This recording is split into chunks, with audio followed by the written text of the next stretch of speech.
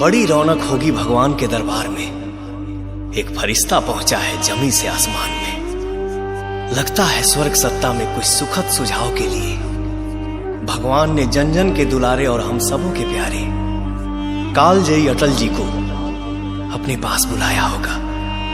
उसी ऊपर वाले से हाथ जोड़कर पवन सिंह की तरफ से एक अनुरोध है।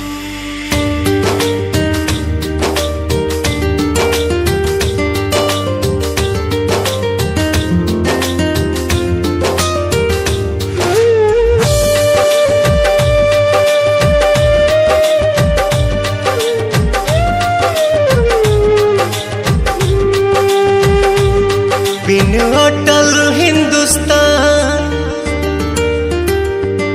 तन जैसे बिना जान।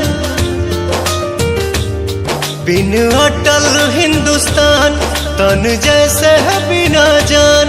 न सुबह होती ना होती शाम। कुछ दिन रख कर अपने धाम में लौटा देना है मेरे राम। कुछ दिन रख कर अपने धाम में लौटा देना है मेरे राम।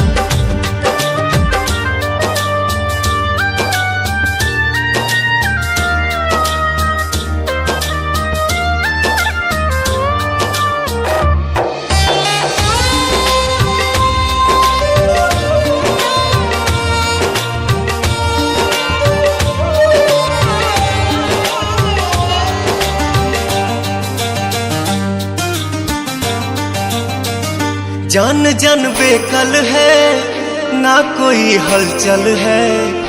आज भारत माँ का सोना ये आंचल है।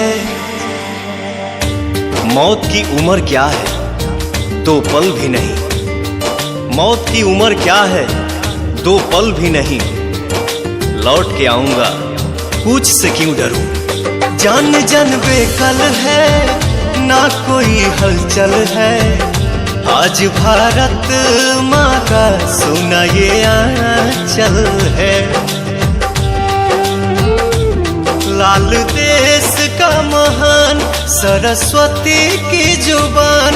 अभी जननी का बाकी है काम। कुछ दिन रख कर अपने धाम में लौटा देना है मेरे राम। कुछ दिन रख कर अपने धाम में लौटा देना है मेरे राम।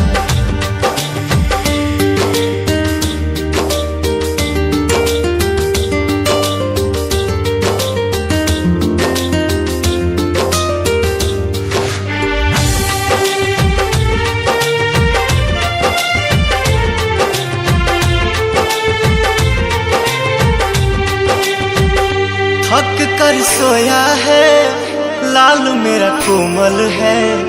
जुबां पे जय हिंद है हाथ में कमल है। जूझने का मेरा इरादा न था। मोड़ पर मिलेंगे इसका वादा न था। रास्ता रोक कर वह खड़ी हो गई।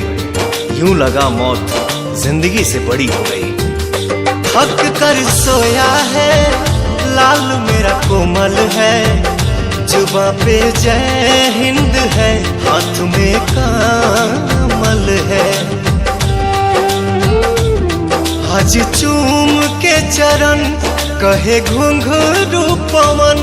मन मतलबी भी करता सलाम। कुछ दिन रख कर अपने धाम में लौटा देना है मेरे राम।